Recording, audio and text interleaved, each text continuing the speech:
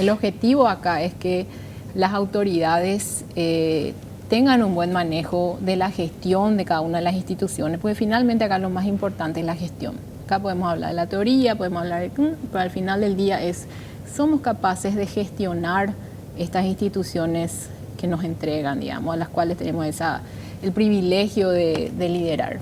Correcto, es decir, está aclarado el punto para mí en ese tema. Ahora, en el trabajo de diagnóstico y relevamiento, ¿ya hay contacto con Huteman, que sería tu contraparte? Hemos estado en conversaciones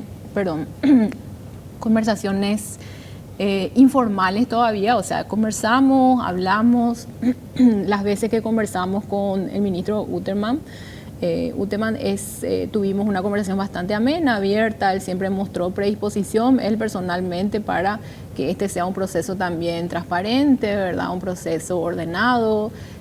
Como siempre digo, yo creo que todos entendemos acá de que tenemos una responsabilidad, primero con la ciudadanía y también una responsabilidad partidaria, porque estamos traspasando un gobierno colorado a otro gobierno colorado, ¿verdad? En ese sentido hay una responsabilidad también partidaria ahí de hacer un buen trabajo.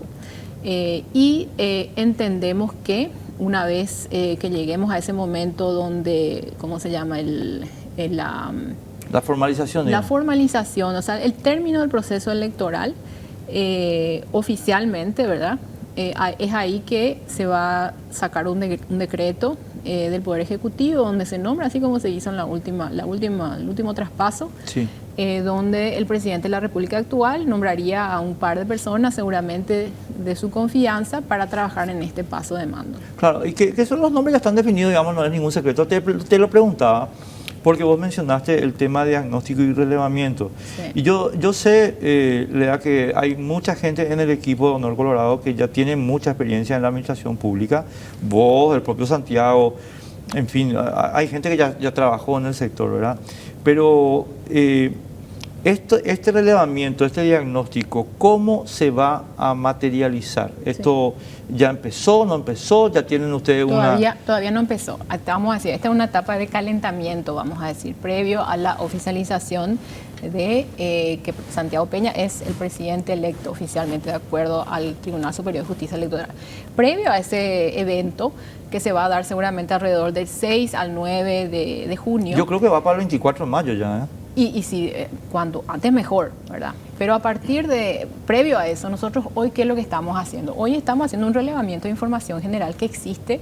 Por un lado, mucha gente te trae información, y por otro lado, la información es de acceso al público. Sí. Por ejemplo, cuando hablamos de las licitaciones, vos podés entrar a contrataciones públicas, datos abiertos, un portal maravilloso donde vos haces 3 clics, bajás completamente el PAC de 2023 y tenés una información impresionante de todo lo que hoy se está haciendo, ¿verdad? En ese sentido, para darte un dato general, ¿verdad? Más o menos 2.300 millones de dólares es el PAC completo de este año. Después, dentro de ese PAC, vos tenés, por ejemplo, licitaciones plurianuales. Ahí estamos hablando de más o menos 1.500 millones de dólares. Actualmente están licitándose 1.300 millones de dólares de licitaciones plurianuales. Eso, por ejemplo, hace un poco de ruido, ¿verdad? ¿Por qué? Porque esto te compromete para los próximos años. Es una cantidad muy importante.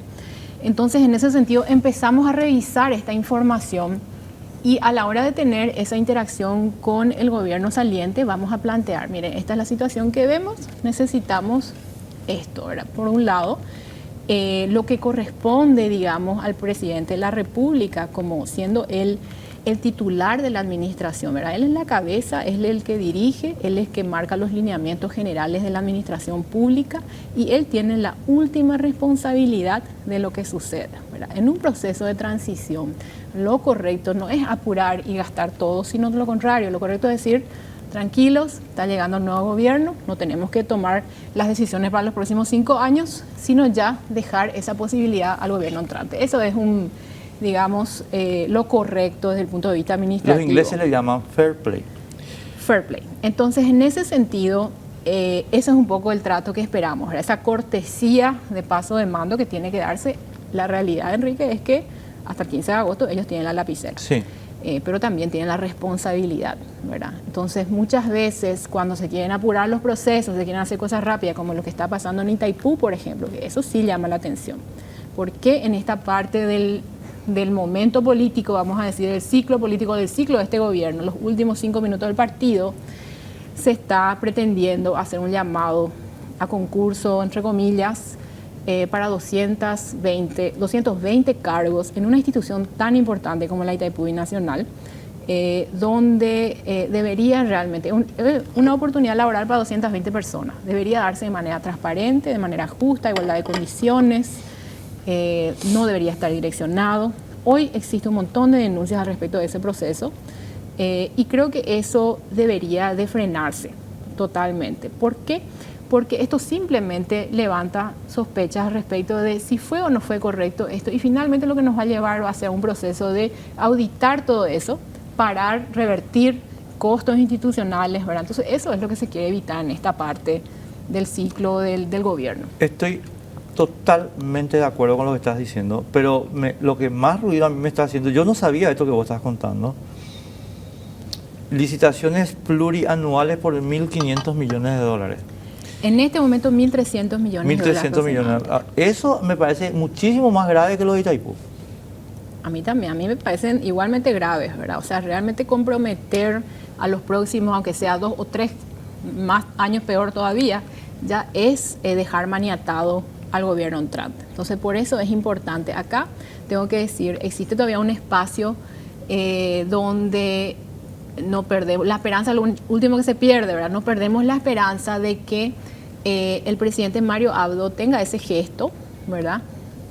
Donde él envíe un mensaje claro y contundente al respecto de la necesidad de frenar esto. Esto se dio en el pasado también.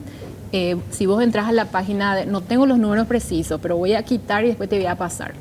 Pero si yo conozco, porque estuve en el gobierno del presidente Cartes, hubo una bajada de línea importante para decir, señores, hasta acá llegaba nuestro mandato, ahora es hora de prepararnos y entregar al gobierno entrante todo lo que podamos para que se dé continuidad a las políticas públicas. Eso fue así.